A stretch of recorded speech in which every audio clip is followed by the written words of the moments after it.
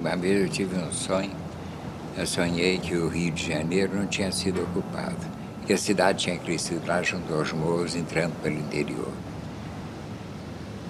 Então eu tinha chegado na janela e tinha visto o mesmo panorama que o Cabral viu quando chegou, não é? A natureza fantástica, aquilo tudo, os pássaros, os bichos, não é? E a cidade recuada olhando isso de longe. E seria um paraíso assim guardado no tempo, né? Por isso é que um dia o Sartre disse: quem sabe que o mundo não seria melhor sem os homens.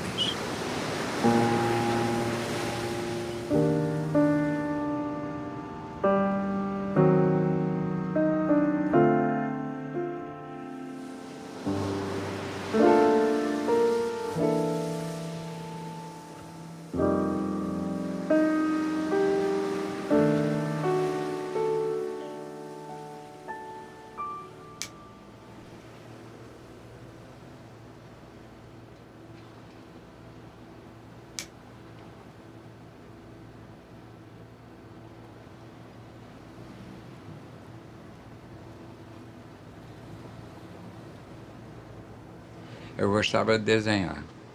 Eu lembro quando eu era menino, eu começava a desenhar com o dedo assim no ar, e minha mãe perguntava: o que você está fazendo? Eu dizia: estou desenhando.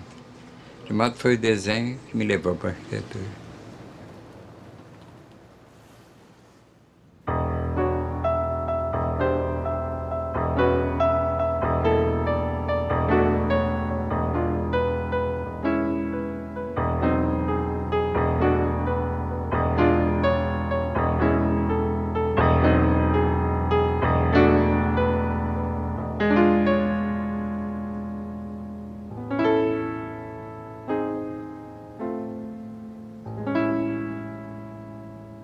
O momento importante da arquitetura é quando surge a ideia. Aí eu, por exemplo, trabalho de uma maneira muito particular.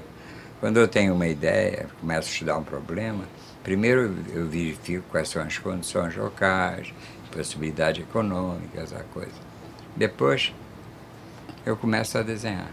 E quando chega uma ideia, uma solução que me agrada, eu passo a escrever, a redigir um texto explicativo.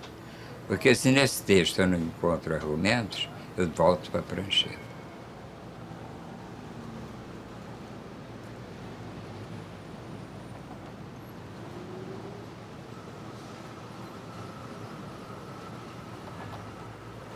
Uma vez lá em Brasília, era noite alta, nós fomos ver a estrutura do Alvorada que estava pronta, não? E quando chegamos lá, de noite, nós ficamos espantados.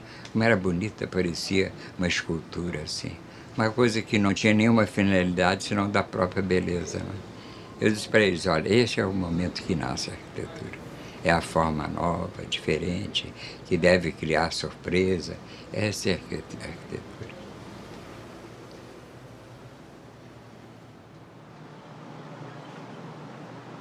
O importante para nós, em todos os sentidos, é a liberdade. Tem que haver fantasia, tem que haver uma solução diferente, não é? Isso é que é importante na arquitetura. O que vai ficar da arquitetura ficou, não foram as pequenas casas, muito bem tratadas, as catedrais, foram as rutes, foram os grandes balanços, não é?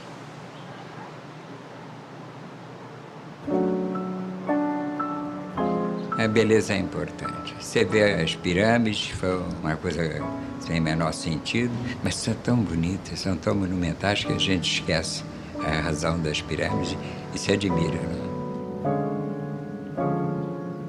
Se você ficar preocupado só com a função, fica uma merda.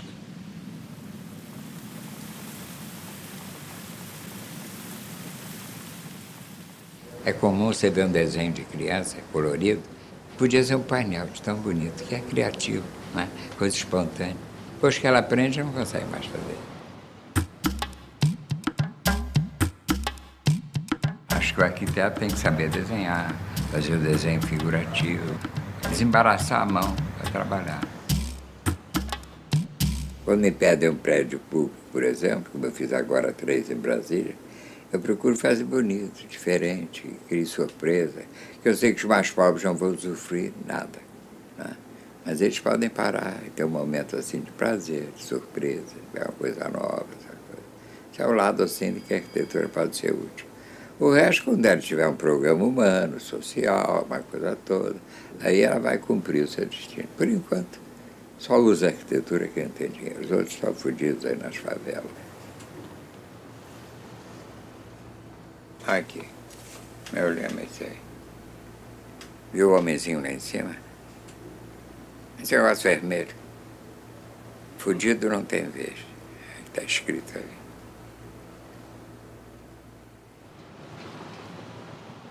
Eu morava em Laranjeiras, na rua Passos Manuel. Foi uma infância tranquila. Eu estudei no Colégio Parnabita. Depois teve um período assim de muita euforia, mocidade, Café Lamas, Fluminense. Não parecia que estávamos na vida para se divertir, que era um passeio. Depois casei, vieram os compromissos. A minha vida não tem nada de especial, não. É um ser humano assim, insignificante, e atravessa a vida, que é um sopro, né? Eu era de família católica. E meu avô era ministro do Supremo Tribunal e a regalia que ele tinha é missa em casa. Ele era honesto. Ele foi ministro muitos anos e isso é uma coisa que pesou muito em mim. Quando ele morreu, ele deixou a casa que nós morávamos, apenas aqui. A primeira casa que eu fiz, não, foi o primeiro projeto, eu era estudante. Fiz para um médico que era meu parente. Fiz de graça tudo, fiz a casinha.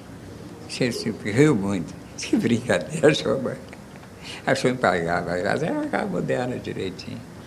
Mas você ainda tem que agradar um sujeito que às vezes é impossível agradar.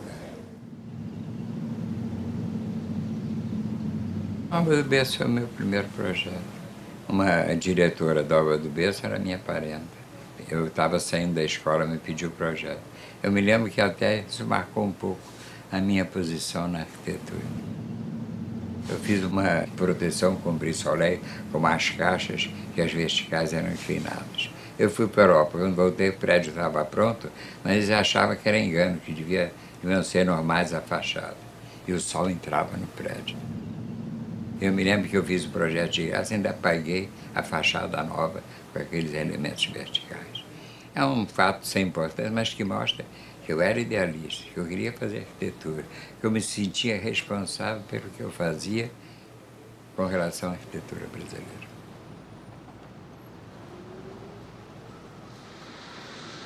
A cidade do Rio de Janeiro, capital do Brasil, fundada em 1565 junto ao Pão de Açúcar, desenvolveu-se à margem da Baía de Guanabara.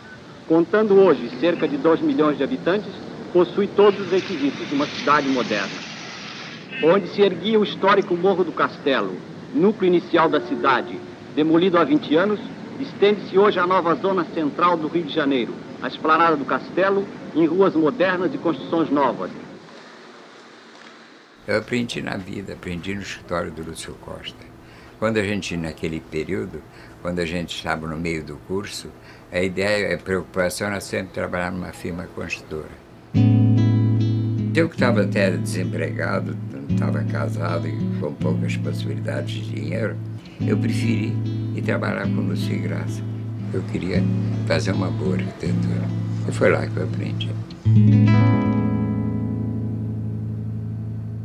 Não admitia fazer nada que não estivesse em dia com a renovação. De modo que passei uns 5 anos de quase miséria, porque eu era procurado por uma clientela que queria casas de estilo renascimento, estilo inglês, estilo francês, que era a minha clientela anterior. E eu não conseguia mais fazer aquilo. Até uma senhora uma vez me disse, eu encomendei você uma carruagem, você quer me impingir um automóvel?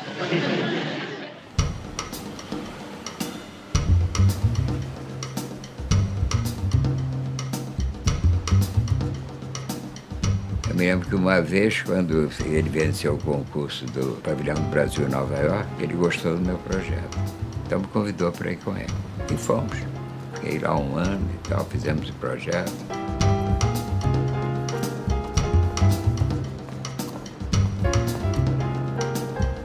Naquele tempo, havia 2 tendências na arquitetura no Brasil.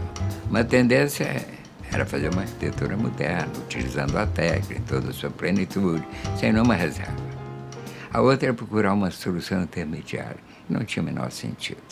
Era fazer um prédio que colocava assim como um enfeite uma janelinha colonial, uma coisinha, fazer uma arquitetura intermediária.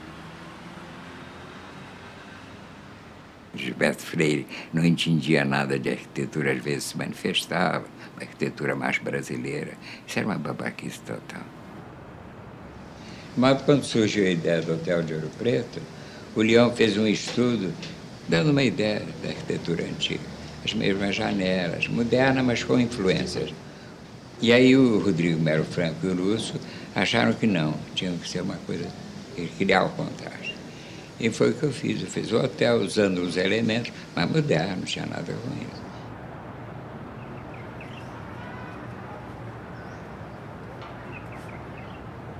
A técnica de defender os monumentos não é copiar, é fazer o contraste.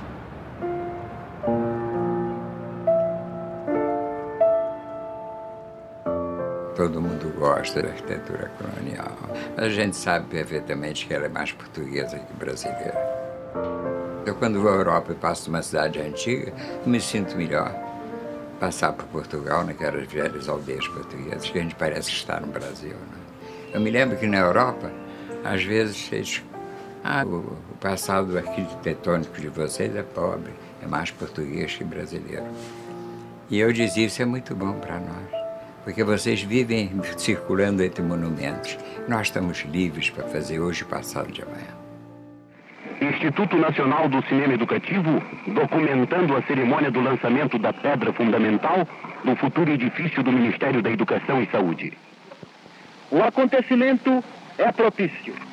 Em primeiro lugar, porque se vai plantar na bela cidade um grande monumento arquitetônico, cujo projeto se estudou com consciência, pertinácia, minúcia e esmero. Porque, com a ereção desse edifício, daremos o passo final no esforço que vem de longe, de organização do Ministério, que tem a seu cargo a solução de tantos sérios problemas do Brasil. O período de Capanema foi como uma Semana de Arte Moderna de São Paulo, porque ele cuidou do nosso patrimônio histórico. Ele chamou o Rodrigo, foi uma pessoa fantástica, passou a vida cuidando do nosso patrimônio artístico, de Minas, desses estados todos, né? Cuidou da cultura, fez o Ministério da Educação. É uma época de ministros jovens e chefes de gabinete geniais, né? Nós temos o Rodrigo no gabinete da Educação, que é trocado por Capanema, e troca o chefe de gabinete, tira Rodrigo e bota Carlos Drummond de Andrade. Uma época privilegiada, né? Nós nunca vamos conhecer chefes de gabinete como esses. O ministro sabia escrever e os chefes de gabinete eram revolucionários.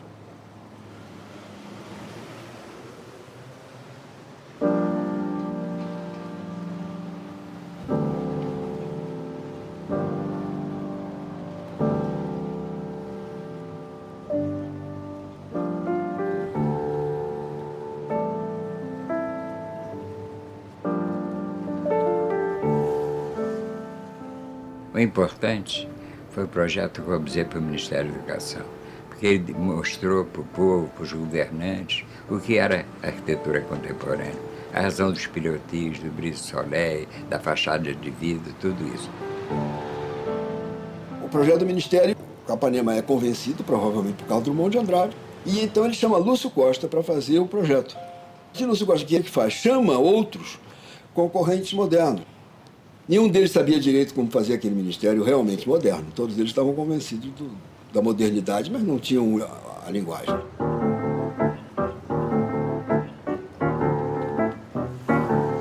E o Lúcio insiste na vinda de Corbusier.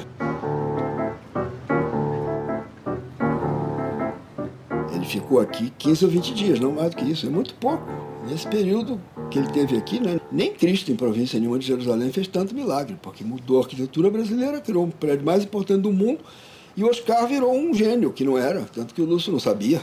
Que o Corbusier chegou com aquela desenvoltura de chefe e tal, viu o projeto que o Lúcio tinha feito, preferiu fazer um outro, apresentou uma solução, o Lúcio aceitou. Nessa ocasião, o Lúcio botou para trabalhar com ele, para ajudar ele no desenho. O Corbusier mudou o projeto. E fez baixo, longo, com o gabinete do ministro olhando para o Pão de Açúcar. Não era possível, porque a pressa do Capanema é tão grande, e exigiu que o Corbusier abandonasse o que ele queria, porque aquele outro era em terreno da prefeitura. E esse era do Ministério. Na véspera de embarcar, Corbusier, aparentemente na véspera, fez um croquis do prédio no terreno atual. Fez com má vontade e ainda disse na carta que não é assim que ia ficar bom, que assim ia ficar prejudicado o projeto, e vai embora.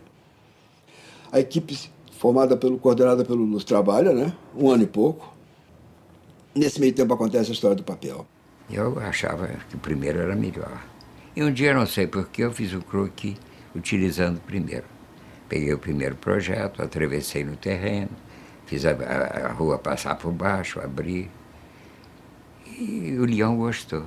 Quando o Lúcio chegou, o Leão disse, olha, o Oscar fez um projeto aí que eu acho que tá bom. Ele pediu para ver, eu que não tinha a menor preocupação, nem pensava poder influir, tinha jogado pela janela. Ele mandou buscar. E aí foi a primeira coisa assim, que me impressionou no Lúcio, de correção, assim, de generosidade. Ele viu, achou bom, disse, vamos fazer isso.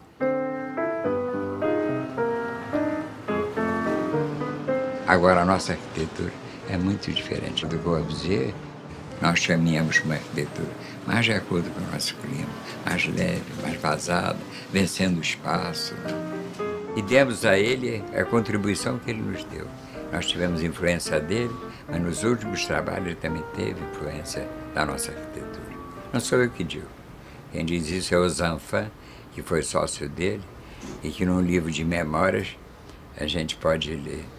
O Le Corbusier, que durante muitos anos proclamou as virtudes do ângulo reto, passou de um momento para o outro pensando diferente, seguindo uma arquitetura que vinha de fora com muito talento.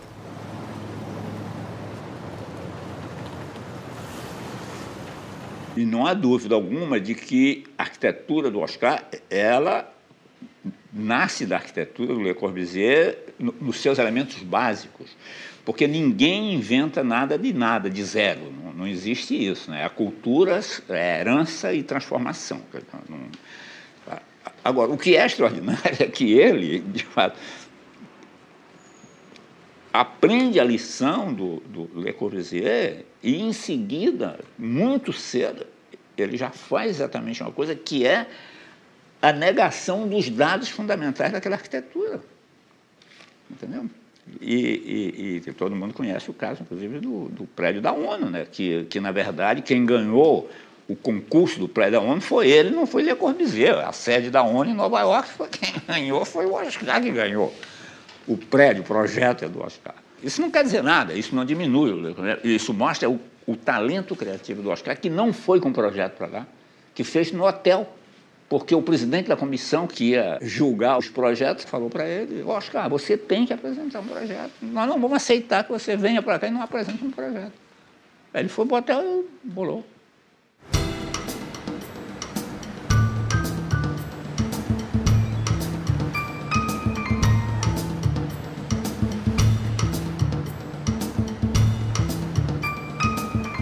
Não, difícil da ONU. Ele escolheu o meu projeto. No livro que eu publiquei tem uma fotografia todos me abraçando. Era um projeto assim.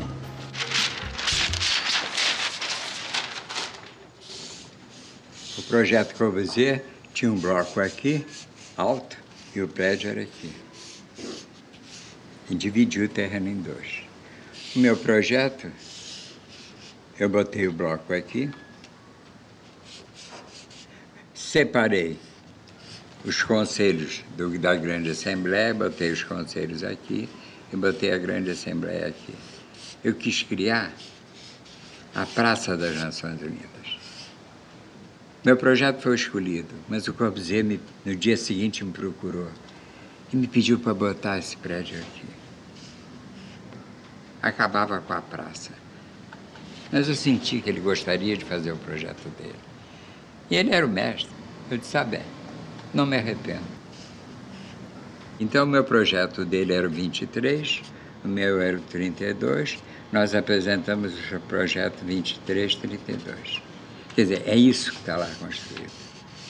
Houve depois pequenas modificações, mas se você olhar a planta, o projeto que eu fiz com a modificação do Corbusier é a solução adotada.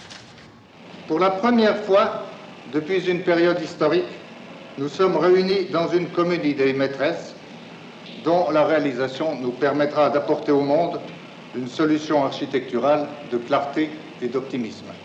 Nous sommes de divers âges. Les jeunes de l'atelier de dessin, leurs maîtres et leurs contremaîtres, c'est une conjoncture unique et exceptionnelle. Mas eu olho para trás e acho que foi bom. Eu era jovem, eu fui generoso. Tempos depois eu almocei com ele no apartamento dele e ele ficou me olhando e disse: "Você é generoso." Eu pensei, esse cara está se lembrando daquela manhã que eu concordei em mudar a posição do bloco.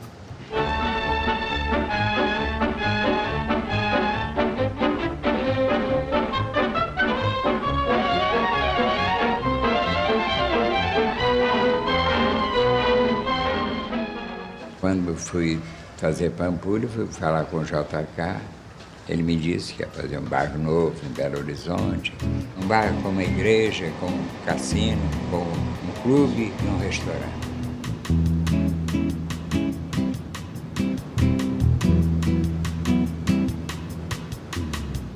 Quando acabou a conversa, ele me disse: "Olha, eu preciso do projeto cassino para amanhã." Mas eu era jovem, né? Estava começando, praticamente era o meu primeiro trabalho. Eu tinha que atender. Fui para o hotel, fiz trabalho a noite inteira. E a seguinte, compareci.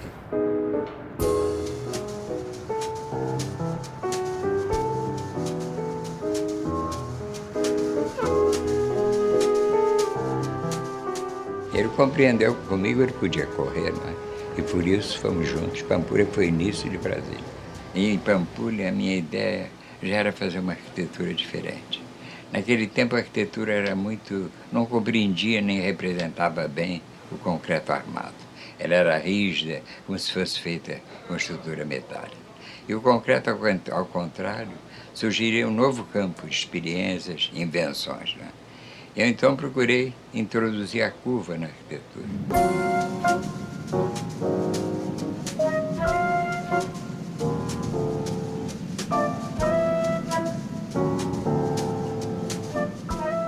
Nós queríamos impor a curva, que é a solução natural do concreto. Quando você tem um espaço grande assim, não é? A solução natural é a curva, não é a linha reta. Então eu cobri a igreja de curvas, né?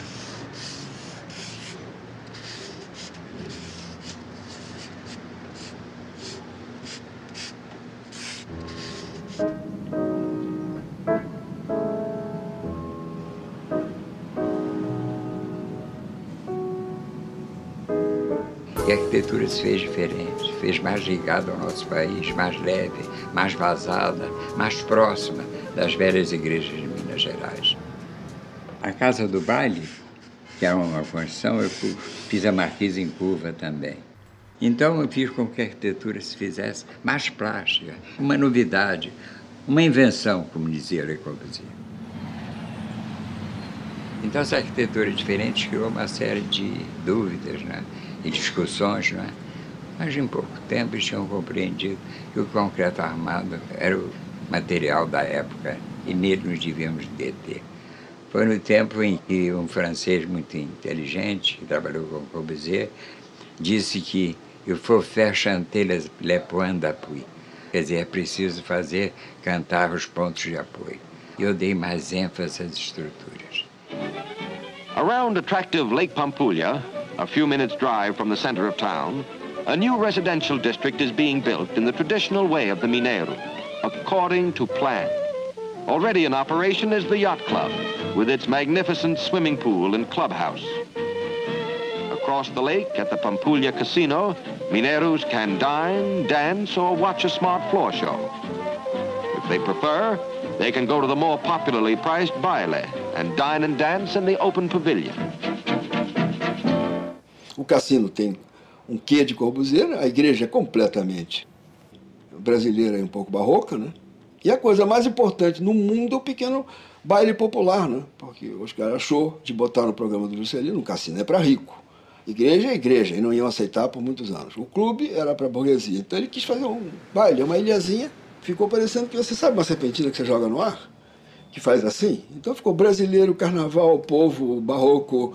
E esse diabo desse prédiozinho que transformou a imagem da arquitetura brasileira no mundo, eu acho. O pequenininho.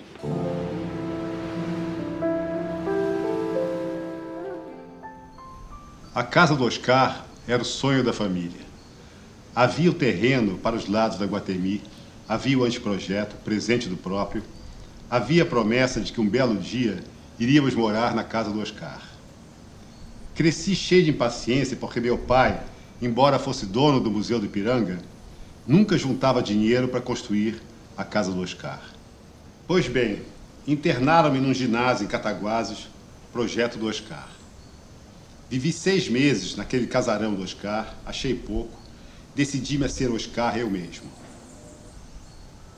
Depois larguei a arquitetura e virei aprendiz de Tom Jobim. Quando a minha música sai boa, penso que parece música do Tom Jobim. Música do Tom, na minha cabeça, é casa do Oscar.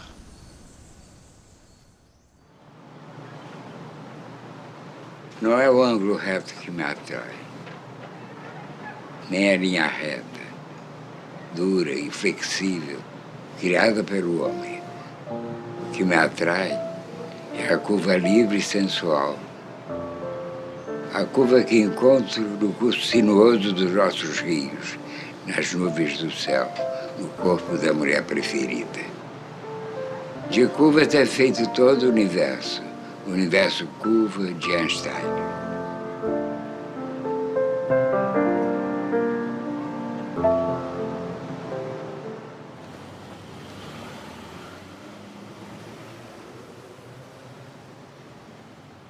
E a minha arquitetura não é uma solução para a arquitetura, é a minha arquitetura. Assim como na pintura, a gente está de acordo que não existe pintura antiga e moderna, existe boa e má pintura. Arquitetura é a mesma coisa. O ideal é cada um procurar o seu caminho e fazer o que gosta, não é? Eu confesso a você que eu estou um pouco cansado de falar de arquitetura. Porque as coisas se repetem, a conversa é a mesma, as perguntas são as mesmas. O mais importante da arquitetura é estar pronto a protestar, ir na rua, tá? Isso aí que é importante. É sentir bem, sentir que não é um merda, que ele está ali para ser útil.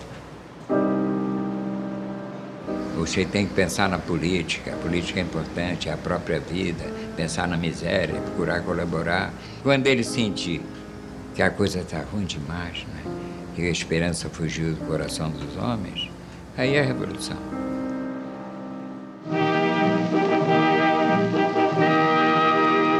O arquiteto Oscar Niemeyer recebe em solenidade o Prêmio Lenin da Paz, que lhe foi conferido pelo governo soviético.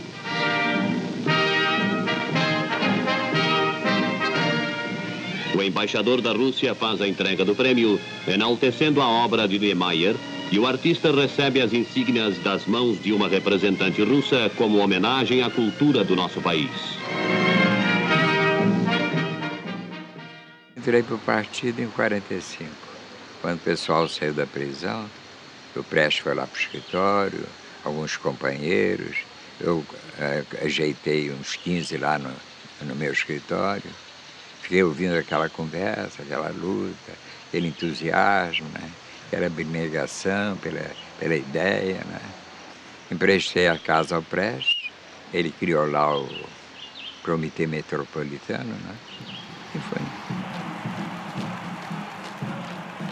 Eu me lembro quando eu fui a Moscou, muitos anos atrás, no tempo do stalinismo, né?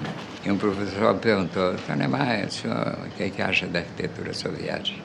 Ele disse, olha, eu estou com vocês, problema político, de paz, essa coisa toda, mas não encontro resposta para isso. Acho muito ruim. Então, se apresente suas críticas. Eu disse, não vim aqui para criticar, mas se vocês perguntam, as colunas aqui são próximas demais, são gordas demais para o espaço que separam, a circulação é ruim, a ventilação é ruim. De modo que a gente, nesse contato com a esquerda, a gente tinha que ser fraternal, mas dizer a verdade.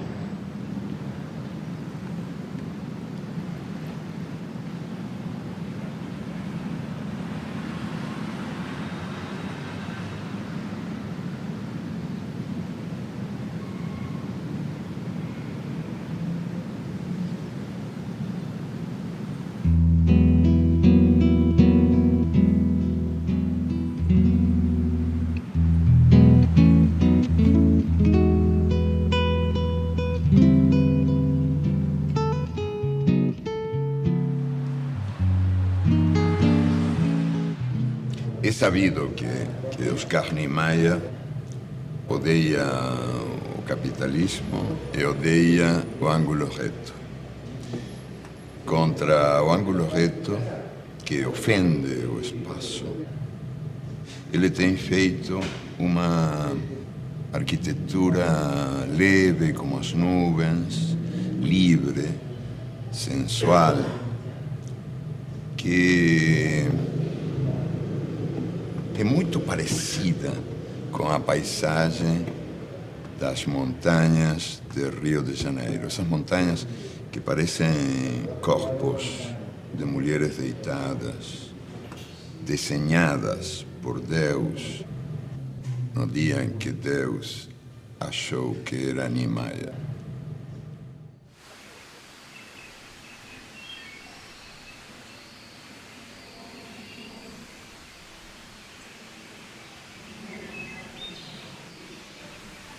Depois eu fiz essa casa. Aí eu procurei um terreno que tivesse vista. Eu queria uma casa simples, pequena, que se adaptasse bem na natureza. Eu fiz a casa como eu queria, simples, com a minha maneira de viver. Ela está bem integrada no terreno. Eu não mexi no terreno.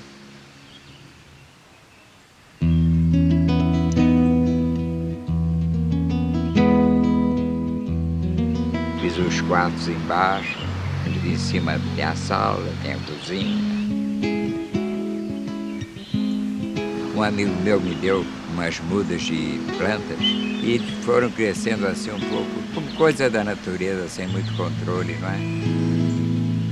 Quando a casa estava pronta, um dia o Gropius apareceu aqui.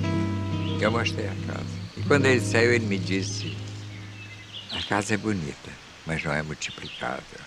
Eu achei graça uma besteira tão grande na boca de um sujeito tão ilustre, né? Que não tinha nada a ser multiplicável. O terreno é diferente, o terreno, a casa foi feita do terreno, se adapta ao terreno, como é que ela pode ser multiplicável? Mas eu achei graça, porque besteira sempre se disse, não é só de hoje, não. Não fomos nós que inventamos a bobagem, né? Ela sempre existiu. Bauhaus foi o paraíso da mediocridade, como dizia o Le Corbusier. O jeito aprendia a desenhar um tipo de um aparelho qualquer, de jantar, qualquer coisa, e aquilo se estabelecia com uma série de regras. Eles eram obrigados a seguir. E a arquitetura não é nada disso. A arquitetura é invenção. No contato que eu tive com o Corbusier, o mais importante foi o dia que ele me disse: olha, a arquitetura é invenção. Isso depois eu compreendi lendo em diversos livros. Quando eu li o poeta francês, não me lembro o nome agora, ele dizia que a invenção, o espanto, é a característica principal da obra de arte. De modo que minha arquitetura, o que eu faço, a preocupação inicial é que seja diferente. É que o povo pare, surpreso de ver uma coisa nova. Baudelaire.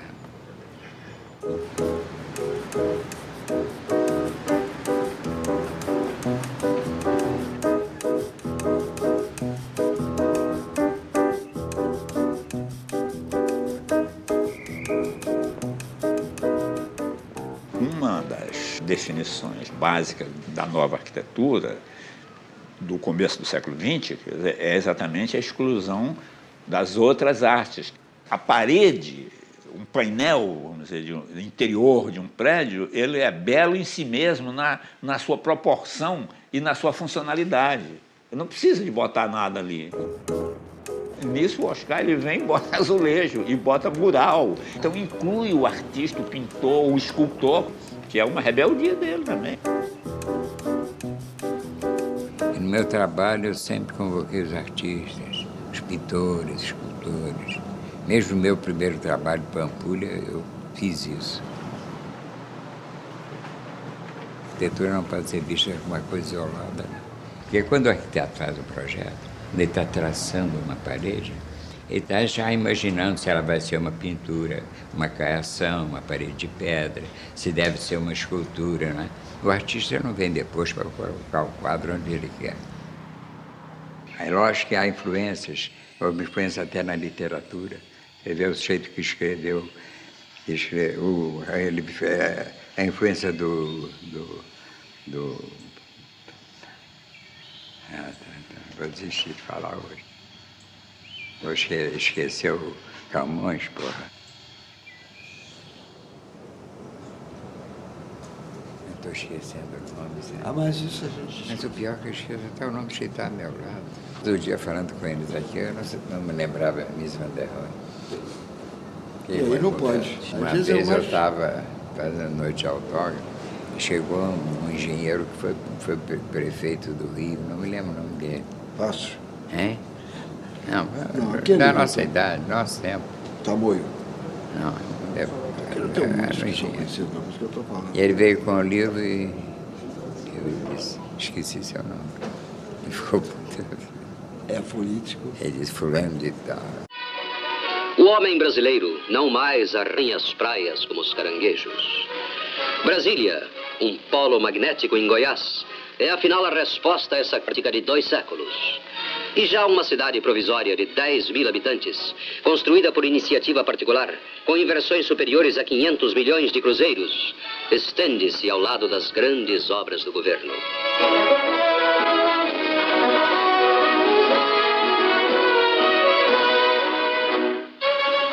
O Juscelino passou por aqui, me chamou, descemos juntos para a cidade e ele me disse, olha, eu quero fazer uma capital diferente. Não quero uma capital provinciana, quero uma coisa bonita, que mostre a importância do país. E foi bom, começamos a trabalhar. Eu achei Brasília longe demais, mas depois me acostumei com a ideia. E a determinação de Juscelino era tanta que nós passamos a achar que tudo ia correr bem. Em Brasília foi assim, foi uma aventura cheia de problemas, de desencontros, de desconforto, a gente mal alojada. Mas havia determinação do JK, que a coisa prosseguiu. O Juscelino muitas vezes terminava o expediente dele aqui no Catete, aqui do lado, terminava às 6 horas, né, tomava avião aqui no Santos Dumont, chegava por volta da meia-noite já em Brasília, fazia inspeções de obras, 6 horas da manhã, voltava, 10 horas estava no Catete outra vez. Foi um período muito difícil. Brasília não era bem-vinda, não. A imprensa nacional inteira, não só São Paulo, mas do Rio, eram contas. O Rio de Janeiro vai acabar, né, vai esvaziar o Rio de Janeiro. Vou para Brasília, era uma ameaça. Não vou para Brasília, nem eu nem minha família.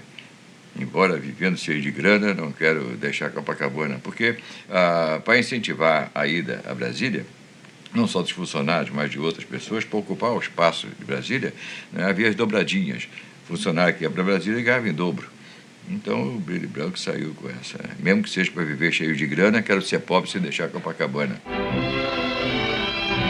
Em um dos edifícios do IAPI já está pronto um apartamento piloto, com todos os requisitos do conforto moderno. Como este, serão todos os demais em construção. Às vezes eu ia de avião DC-3, podia parar em qualquer lugar, mas ele levava 3 horas. Eu lembro que um dia eu estava almoçando com ele durante as obras, né? Ele me disse, olha, quando acabar o almoço, você vai viajar comigo de helicóptero para ver as obras, senão eu mando te encanar. E saímos. Eu peguei o helicóptero com ele, corremos a cidade. Eu fiquei muito tranquilo, porque diziam que o helicóptero, quando tem qualquer problema, ele desce naturalmente com aquela hélice, né, de controle. Mas depois que eu cheguei em terra, o piloto conversando comigo disse, o outro é muito mais seguro. Esse cai mesmo, se for preciso. Eu me lembro quando eu fui para lá, eu levei 15 arquitetos, mas levei um médico, levei um engenheiro, levei 2 jornalistas, levei 5 amigos meus que estavam na merda e que precisavam trabalhar. E que eu senti que era a oportunidade de ajudá-los. Eu queria que a conversa em Brasília fosse mais variada, que não falasse só de arquitetura, né? Então, que a vida ficasse mais fácil, mais divertida. A gente se divertia, a gente saía em grupo, a gente não levava a coisa a sério, a gente tinha coisa para contar, a turma era alegre, divertida, né? Porque eu acho que a vida é assim, a gente tem que separar as coisas. A vida é chorar e rir a vida inteira, né? Aproveitar os momentos de tranquilidade e brincar um pouco. Depois os outros, aguentar. A vida é um sopro. Né?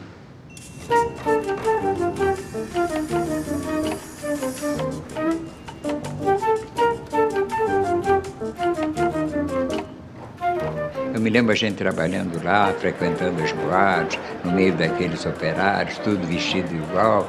A gente tinha até a impressão que a sociedade ia melhorar, que os homens seriam mais iguais, né? Se o brasileiro fosse capaz de construir a nova capital, e uma capital com características especiais, né, originais, pela obra de Oscar Niemeyer e de Luiz Costa, né, com um pensamento estético, um pensamento urbanístico completamente diferente, moderno, renovador. Poxa, então podemos fazer tudo o que for preciso para que o Brasil mude. Né? Então, essa ideia, mudar a capital para Brasília, significava mudar o Brasil. Mas não. Quando inaugurou a cidade, vieram os políticos, vieram os homens de negócio, era a mesma merda.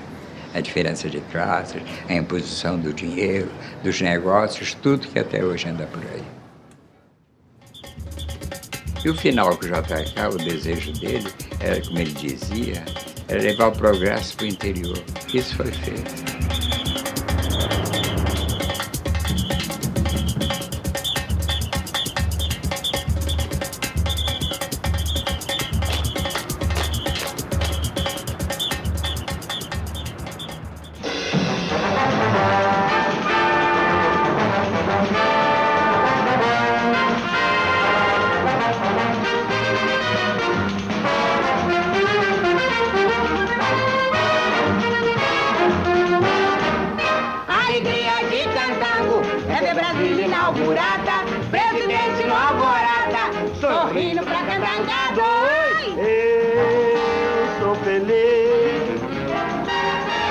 No meio da candangaria, me esbaldo, me acabo, noite e dia.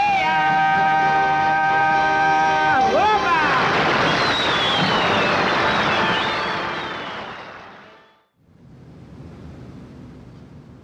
Eu procurei dar à arquitetura, as estruturas, maior relevo. Eu valorizei o trabalho do engenheiro. E lá em Brasília, quando uma estrutura se concluía, a arquitetura estava presente. Quer dizer, arquitetura e estrutura, como coisas que nascem juntas, e juntas devem se enriquecer. Né?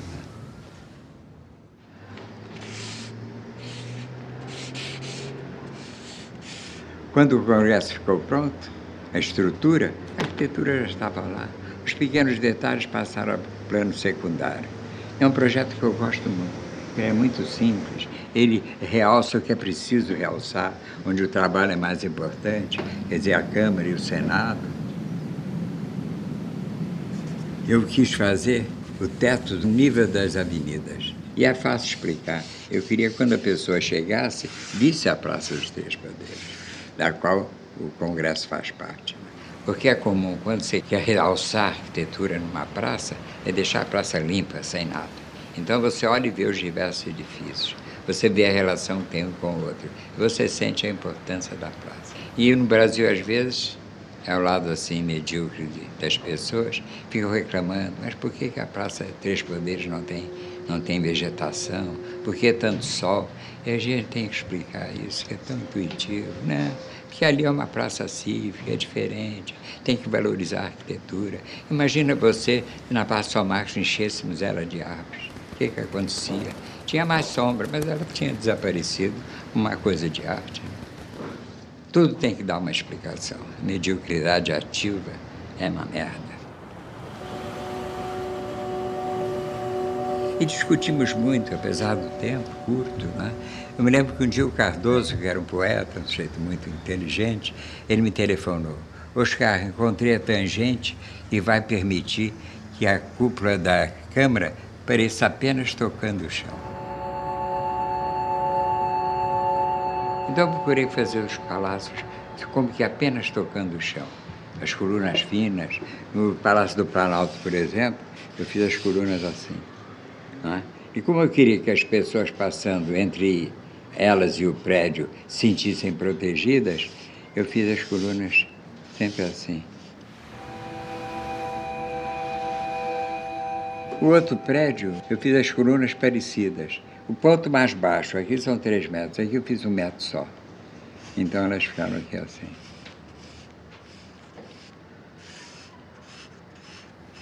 Eu me lembro a incompreensão das coisas, né?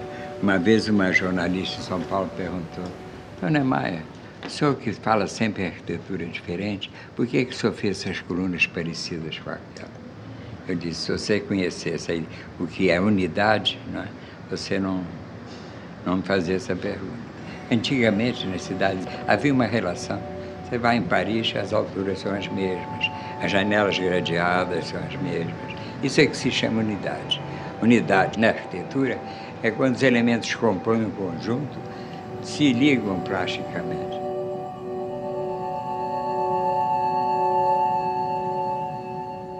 O Alvorada. Eu procurei uma coluna diferente. Eu não queria um peitoril, que a pessoa ficasse aqui grudada no peitoril. Eu queria que as colunas fossem seguindo num ritmo diferente, né? De modo que a pessoa estava em cima ou embaixo da coluna. E a coluna funcionou bem. Eu encontro essa coluna em muito lugar. Encontrei na Grécia. Um dia eu saía de uma praia e quando cheguei assim na areia, eu estava tomando banho de mar, vi um prédio com as colunas do Alvorada. Difundiu bem a arquitetura brasileira, né?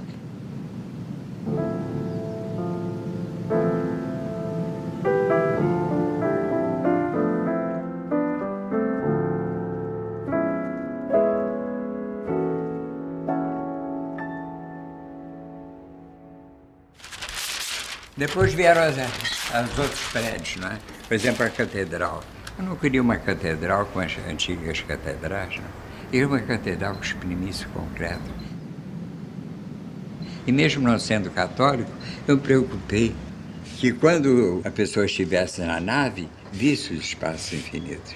Quer dizer, eu procurei uma ligação que para os católicos é importante, a ligação da nave, da terra, com o céu. Me lembro que veio um representante do Papa e se espantou. Ele achou que ideia boa. E depois botamos os vitrais, são muito bonitos, mas sempre deixando o espaço para que a vista pudesse subir.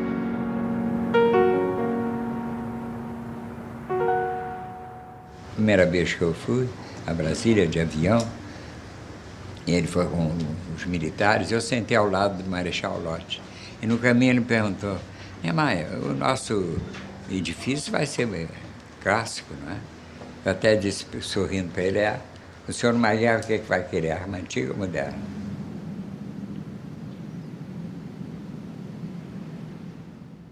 I think Niemeyer belongs to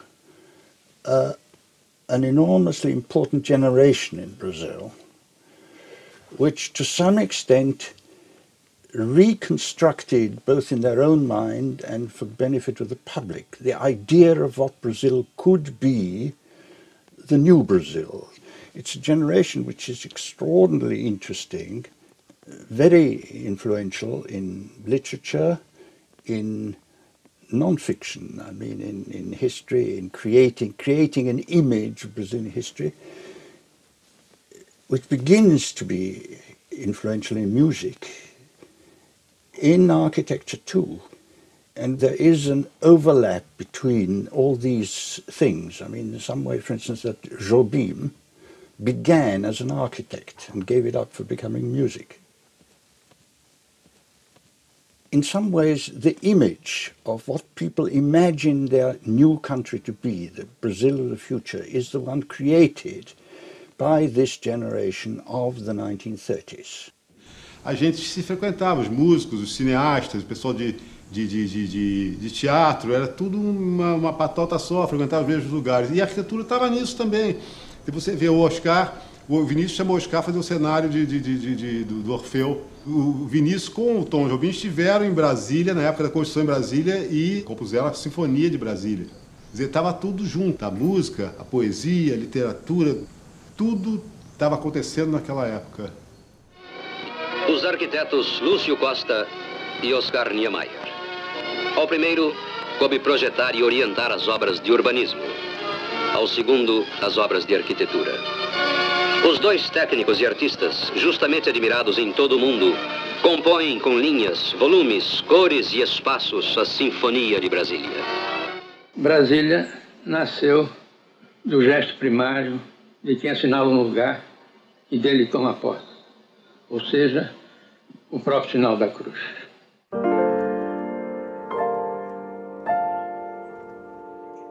A cidade de Brasília é baseada na Carta de Atenas, no mesmo sistema de áreas isoladas, trabalho, habitação, essa coisa. Apresenta vantagens e desvantagens.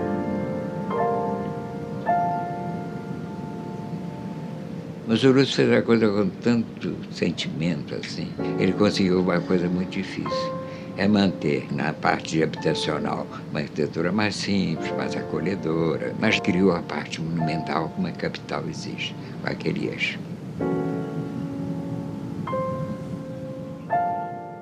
Um milhão de habitantes. Mais de 1 milhão de habitantes. Cabe mais alguém? Não cabe.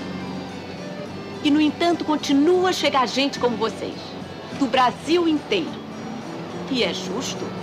O futuro está aqui, no Planalto Central. Agora nós, da assistência social, nós cuidamos de vocês. Nós orientamos vocês. Nós abrigamos toda a família. Bem, não dá para ser aqui, no centro da cidade.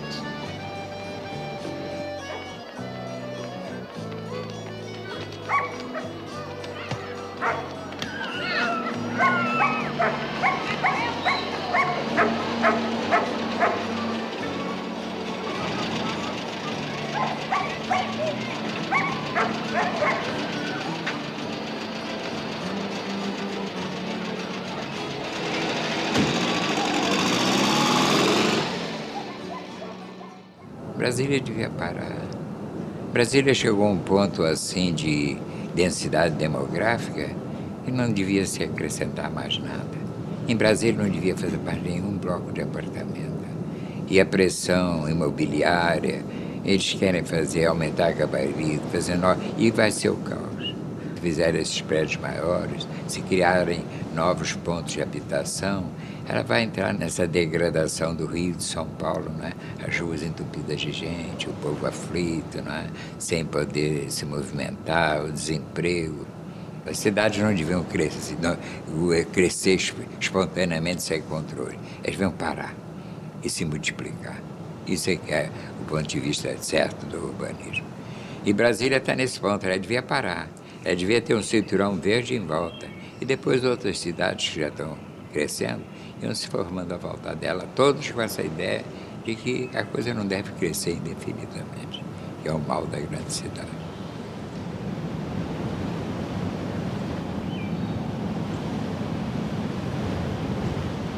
Ao Palácio dos Arcos, em Brasília, obra monumental de Niemeyer, chegam convidados para uma festa brilhante.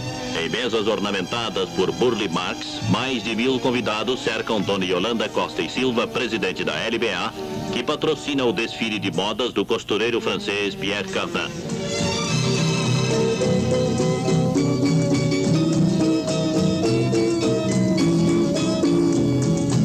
Cardin obteve o êxito esperado e afirmou à imprensa que não deseja ser costureiro apenas das elites, mas criar para o povo e até para os homens. E Brasília, nesta noite encantadora, transforma-se também em capital da moda.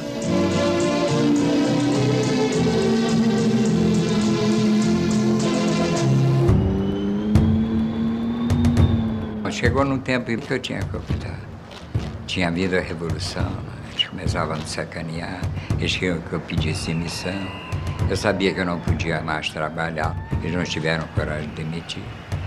E resolvi ir embora. E foi um favor que eles me fizeram. Eles queriam me calar, mas com a minha saída eles me permitiram mostrar no exterior a minha arquitetura.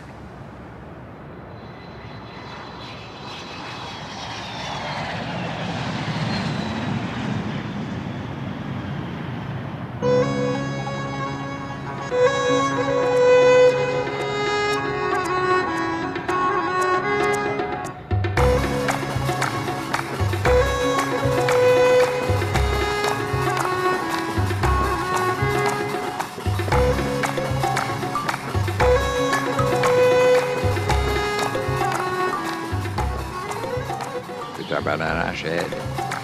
Fui muito feliz porque eu senti que em todo mundo a solidariedade. O homem é bom em geral. Quando cheguei na Argélia, Boumediene era o presidente. E ele está naquela euforia da vitória da Revolução, né? Então ele me diz, olha, você vai ser meu consultor de arquitetura. E trabalhei lá. Fiz um estudo para Alger, fiz a Universidade de Constantine.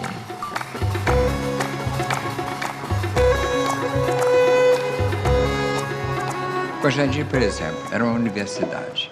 Tinha 23 prédios e eu propus 7. Né? Tinha um terreno, eu fiz o prédio de classes, né? Eu fiz o prédio de ciência, eu fiz a biblioteca, eu fiz o auditório, eu fiz o restaurante e eu fiz o prédio de administração, que era um prédio alto. Não é? Então eu transformei uma universidade de 22 edifícios em 6. Não é? E funciona muito bem, os espaços ficam mais generosos. Eu procurei fazer a coisa bem radical. Esse prédio, por exemplo, aqui, é um prédio comprido, ele tem 300 metros. E as colunas são afastadas de 50 em 50 metros. Então, essa parede aqui tem que ser mais forte para aguentar esses vãos, não é?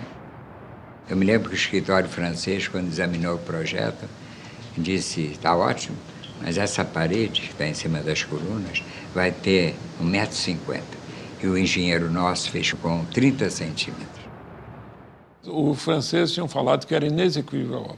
A palavra correta foi essa, inexequível. Aí eu peguei o projeto, fiz um estudo lá, 2 dias, e apresentamos uma solução para aquele inexequível, entre aspas, né? E os franceses, em reunião, falaram, não, isso daí nós fazemos. Aí os argentinos, mas porra, como é que vocês fazem? Vocês falam que é inexequível, de repente chega um brasileiro aqui, apresenta uma solução, vocês falam que isso fazem? Moral da história, o argelino falou, não, se vocês fazem o coisa, quem vai fazer é o brasileiro. De modo nós corremos a Europa mostrando que o Brasil sabe, que nós não somos índios, que a América Latina tem que se impor, que nós sabemos das coisas.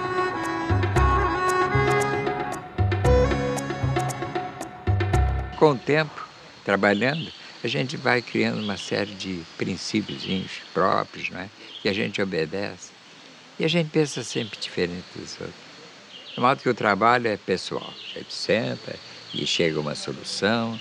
Às vezes nem precisa pensar muito. Eu me lembro que eu tinha que fazer mesquita na Argélia. E eu estava na cama já para dormir pensando na mesquita. Comecei a imaginar a mesquita podia ser uma forma circular. E fui pensando, levantei e desenhei. E foi isso, foi feito assim, quase dormindo.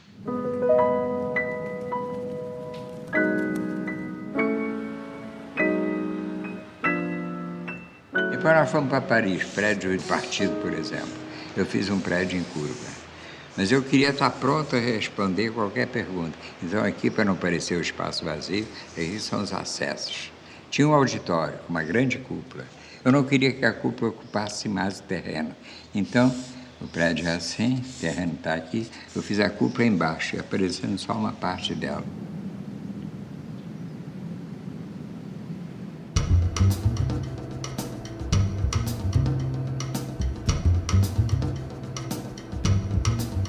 Então eu explicava para eles, é uma coisa que estavam esquecendo um pouco, que é importante essa relação de volumes e espaços livres na arquitetura, que é fundamental.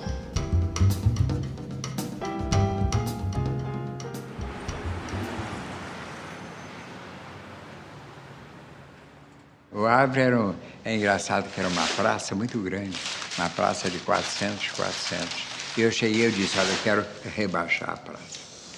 Eles disseram, mas rebaixar a praça? Complicado, né? Mas eu expliquei, não, eu quero que a pessoa de cima veja a praça.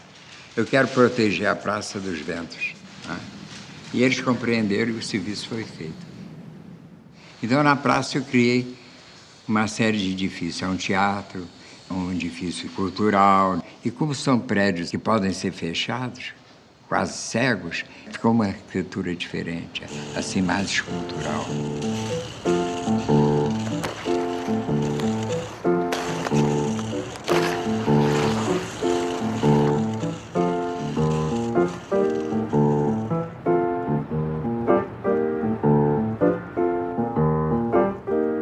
Eu queria não criar uma competição com a arquitetura da cidade, que é simples, mas é importante.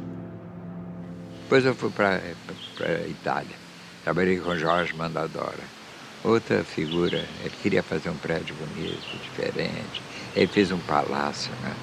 É um palácio, os arcos são diferentes. E na arquitetura, quando a gente faz um arco, não é só o arco que é importante, é o espaço interno do arco. De modo que é feito o Rio que dizia, quando você vê um arvoredo, o importante não são apenas as árvores, mas são os espaços entre as árvores.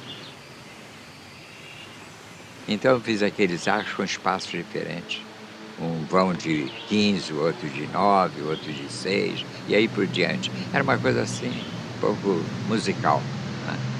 Eu me lembro que o engenheiro italiano me disse, não se pode fazer tudo com 8 metros? Eu disse, não.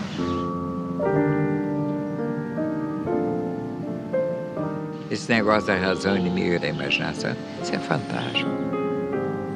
A gente não quer uma arquitetura certinha, funciona bem. Funcionar bem, toda arquitetura tem que funcionar. Quando eu fiz a sede de Mondadori, é um palácio. Ele quis fazer um prédio no centro de Milão. Ele veio me procurar. Se a sede não funcionasse bem, ele não vinha. Quando eu fiz a sede do partido, né, eles gostaram. Passaram-se 10 anos, resolveram fazer o jornal Humanité. Eles vieram me pedir. Você acha que se funcionasse mal, eles não queriam? Ninguém é cretino, né?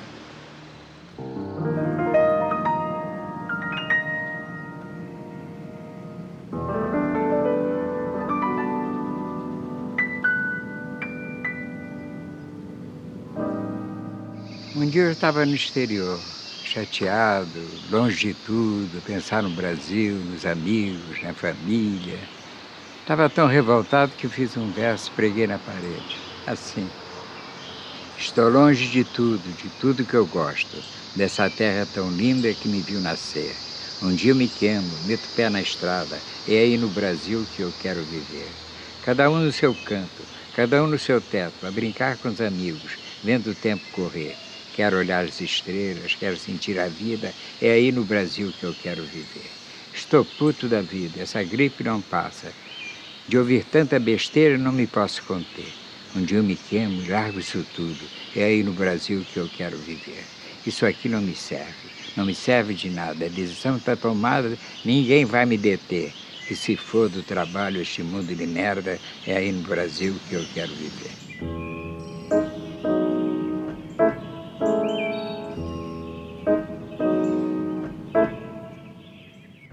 Eu tinha uma casa na Rua Conde Lage, tinha uma opção de quartos. Durante muito tempo, a casa foi o meu escritório. Mas com o tempo a coisa mudou, aquilo virou uma zona de mulher, né? E a praça virou um puteiro, né? Não tinha que ser. Eu me lembro que eu, quando era garoto, eu andava por ali também, né? Achava bom, aquele mulherio desenvolto, andando pelas ruas, quase nuas. O bar da esquina, cheio tocando violão, a gente ficava ali tomando um chopp. O escritório foi sempre assim, um escritório de muita boemia, mas que não prejudicava o trabalho. A gente era jovem. Às vezes até a gente fechava o escritório, fazia feito uma semana de arte moderna lá, brincava um pouco. Né? O Rio foi muito sacrificado, né? A natureza que é rebelde, que aceita tudo, não é? Porque se tivessem feito a barra, em vez de aumentar o centro da cidade, não é? Deixar o Rio Antigo. O Rio Antigo não é passadismo, não. O Rio Antigo era melhor. A gente ia para lá, passeava, Rua do Ouvidor, Gonçalves Dias. Tinha o bonde, você ia sentar no bonde lendo o jornal. Né? Tinha Lapa, você ia lá se brincar um pouco. Era diferente, mas era mais humano. E o centro era agradável.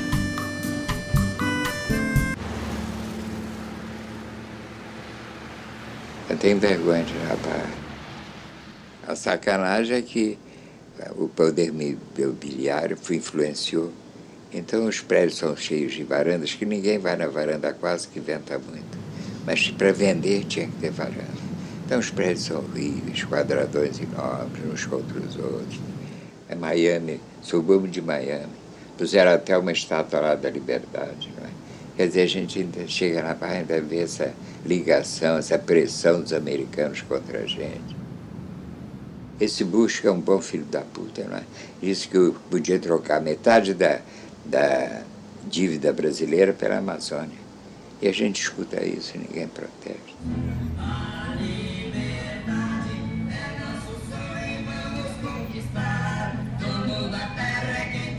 O que hoje nos entusiasma no Brasil é o movimento dos sem terra, lutando, correndo pelas estradas, defendendo uma terra que há muito tempo lhes devia pertencer.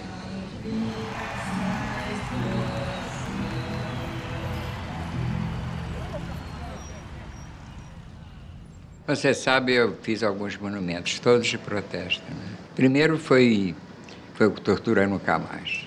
Eu fiz um monumento assim,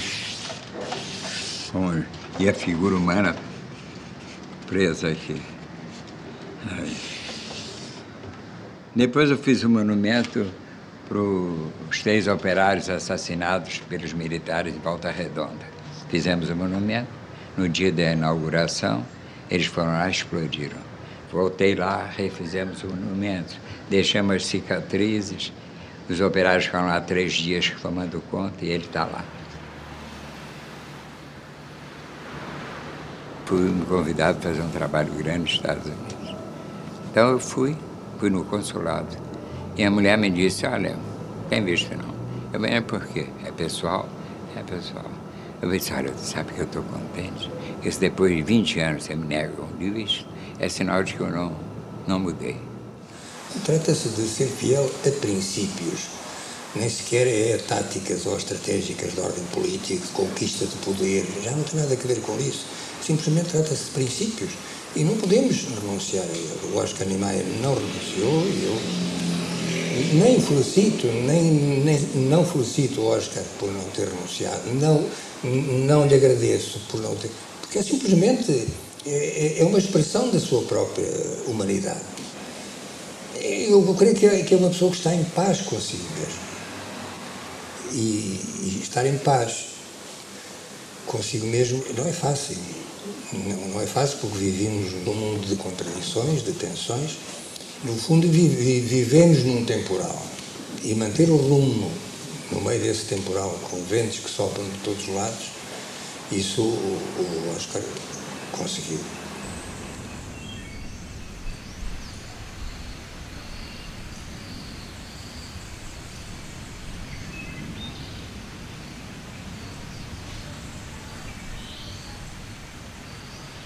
Eu acho que o otimismo é uma coisa ridícula, uma coisa que não leva a nada, né? Nós não queremos niilismo, mas queremos uma vida realista, dentro do que existe, né? Que é duro, mas é o que existe. Basta lembrar o Sartre, que era o mais pessimista. Dizia que toda existência é um fracasso, mas lutou a favor de Cuba, se interessava, era um grande escritor, gostava da vida, nos dizia lá em Paris que queria dinheiro no bolso para dar de esmola. Então, isso é a vida. Crê, segundo os círculos de todo o mundo, alguns círculos, que Fidel Castro teria desvirtuado a finalidade da Revolução Cubana? O João Ponsat fará uma conferência coletiva hoje, né? Para os telespectadores apenas... O senhor está muito fatigado. Vous avez vous croyez que Fidel Castro a changé la pratique, disons, de la révolution cubaine? Absolument pas. La révolution cubaine continue son cours comme elle doit être et il n'y a aucune crainte de ce genre à avoir.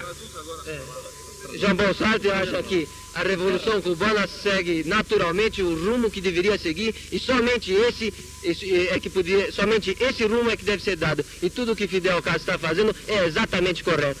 Salve a Revolução! A São Paulo hoje, no retorno de Congresso, sendo saudado por membros da intelectualidade bandeirante e ainda por membros da nova geração. Uma das vezes que eu fui depor, não é? A gente até me perguntaram, então não é mais, eu me fizeram numa sala escura, uma sala fechada, com material absorvente, eu fiquei respondendo as perguntas, um criolinho batendo a máquina, né? E em um certo momento ele perguntou, mas, Tony Maia, afinal o que vocês querem? Eu pensei em mudar a sociedade. Então ele disse, escreve aí, mudar a sociedade. E criou o link e devia querer ter uma vida melhor, virou as famílias. Vai ser difícil.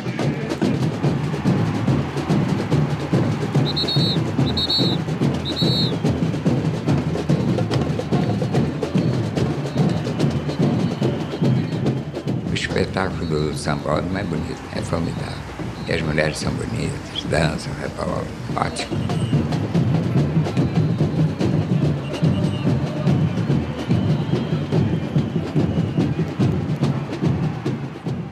Você sabe que aquela obra tem coisas boas.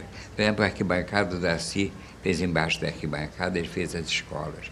Quando teve aqui o Jacques Lang, ministro da Cultura da França, e ele viu as escolas debaixo da arquibancada, ele disse, escola embaixo da arquibancada, nunca vi isso, que ideia. Ele ficou entusiasmado. E isso foi criticado.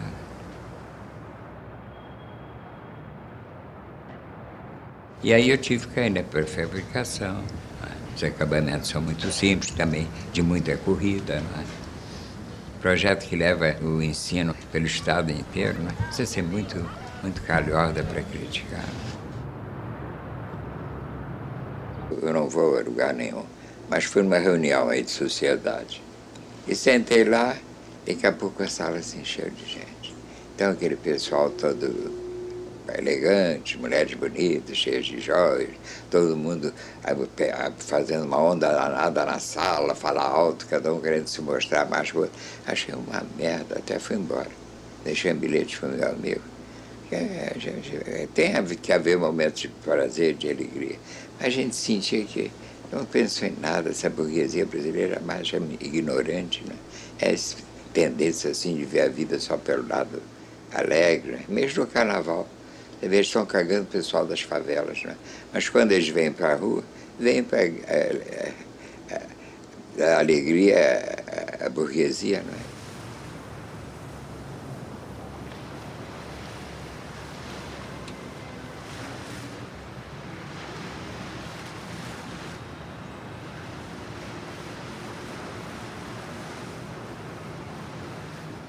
Sempre que eu vou ao Brasil e passo pelo Rio de Janeiro, é certo que vou jantar com o Aparecido Oliveira e com o Oscar Niemeyer num restaurante ali perto de Copacabana. Uma das últimas vezes que fui, há uns anos, fui ao outro lado do Rio, a Niterói, e o prefeito de Niterói disse-me uma coisa extraordinária. Foi o Oscar Niemeyer que escolheu o sítio onde devia implantar este museu. E disse, eu quero que o museu fique aqui. Bem, o prefeito ficou hesitante daquilo e disse, mas acha bem, isto é assim um sítio? Não é aqui, não se discute mais, é aqui. Bem, foram depois para uma churrascaria e o próprio papel que estava em cima da mesa, ele tirou a caneta e fez ali um desenho rápido, e que é o museu que lá está, que é essa obra-prima que todo mundo reconhece como obra-prima, e fez aquilo assim, 4 traços.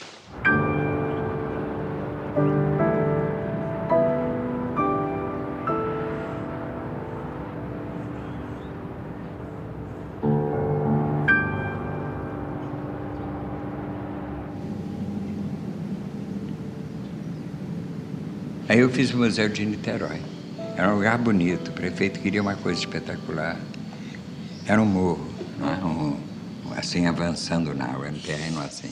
Então, por incrível que pareça, era um projeto simples. Porque o prédio seria aqui, o mar estava aqui, ele ia avançar na água, ele devia ser uma coisa mais leve, para não perturbar a natureza, não é? Então eu fiz o museu assim.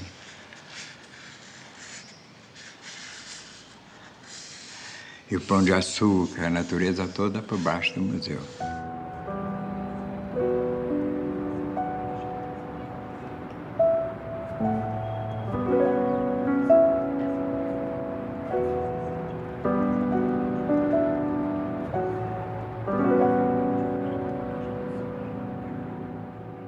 Agora, o museu bem pensado, ele é circular, não é? Mas eu deixei uma varanda em volta dele. E em volta é um espetáculo magnífico, né? De modo que daqui você está vendo a vista e o museu é aqui.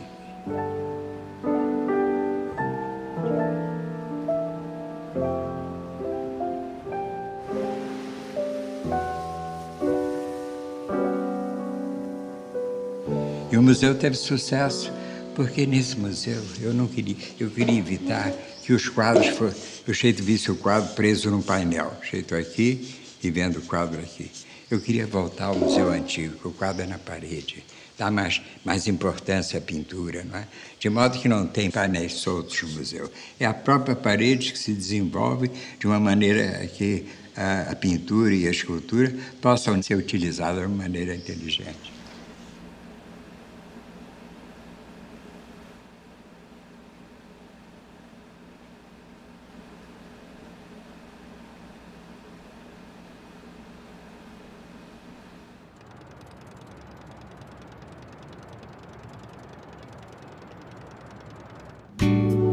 Eu fiz uma rampa que é feito um passeio na arquitetura, né?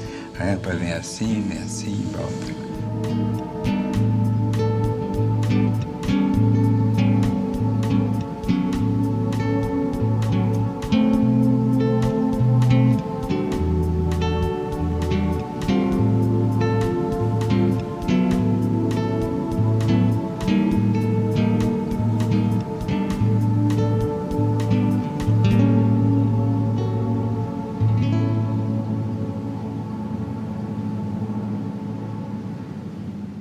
O Oscar, que é um homem militante, é um homem engajado a sua vida inteira na luta pela igualdade social, pela transformação da sociedade.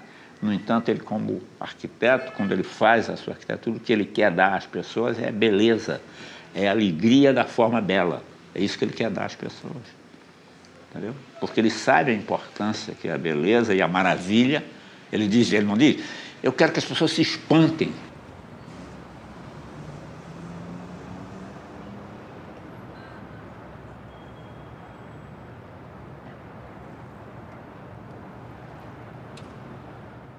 Que todo mundo vê a Estátua da Liberdade de Nova York, mas não é bonita por isso.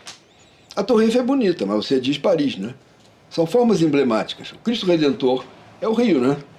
Mas não é uma obra-prima de escultura.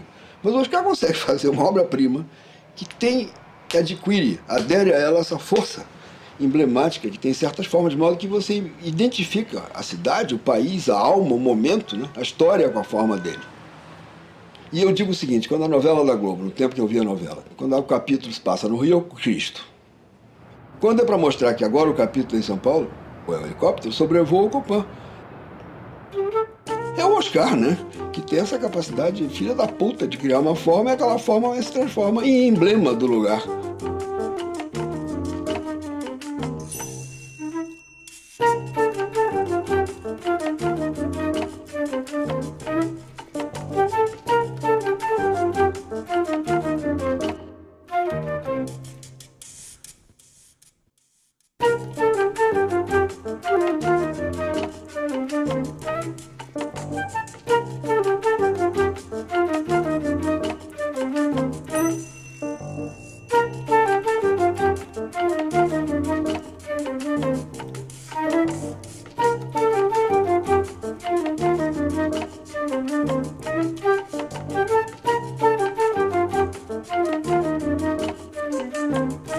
Todos nós temos dentro de nós um ser oculto, não é?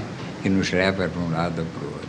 Eu digo sempre que o meu é esse, ele gosta das coisas, ele gosta de mulher, gosta de se divertir, gosta de chorar, se preocupa com a vida.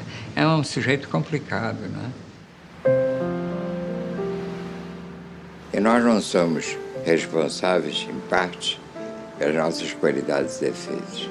Então, a gente nasce branco, preto, amarelo, azul, rico, pobre, inteligente. Então, a gente tem que aceitar as pessoas como elas são. Mas quando eu vejo uma pessoa, eu sempre digo, é feito uma casa. Uma casa que a gente pode pintar, consertar o telhado, as paredes, mas se o projeto for ruim, fica sempre a deficiência.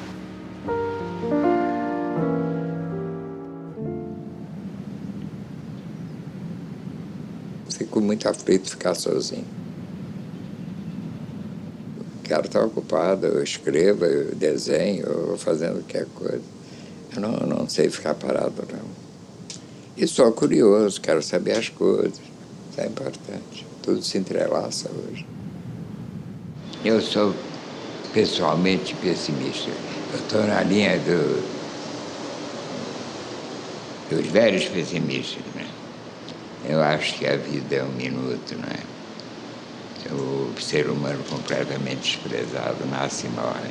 Então a gente tem que olhar para o céu e sentir que é pequenino, que tem que ser modesto. Não adianta, que nada é importante. A vida é um sopro, é um minuto. Então não há razão para esse ódio todo. Eu acho que tudo vai desaparecer. O tempo cósmico é muito curto, né? Me perguntaram outro dia, você não tem prazer saber que mais tarde a gente vai passar e ver o seu trabalho que você fez? Mais tarde a gente desapareceu também. É a evolução da natureza. Tudo nasce e acaba, né? O tempo que isso vai perdurar é relativo.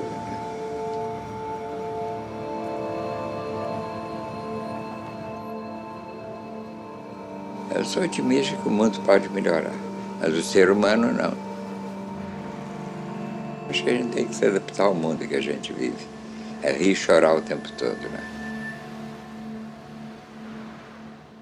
O resto é lutar para o mundo ser melhor, preocupação de uma igualdade, a vida se fazer mais decente para todos. Isso é que deve ser o pensamento de uma pessoa normal, né? Agora, diante da vida, você olha para o céu, você fica espantado, é um universo fantástico que nos humilha, né? E a gente não pode usufruir em nada. A gente fica espantada com a força da inteligência do ser humano, né? E nasceu feito um animal, não é? Outro animal qualquer. E hoje pensa, daqui a pouco está andando entre as estrelas, está conversando com os outros seres humanos que estão por essas galáxias aí, né? Mas no fim, a resposta de tudo isso é isso, nasceu, morreu, fodeu-se. O que dá prazer ao senhor? O importante é a mulher, né? O resto é brincadeira. Acabou a entrevista.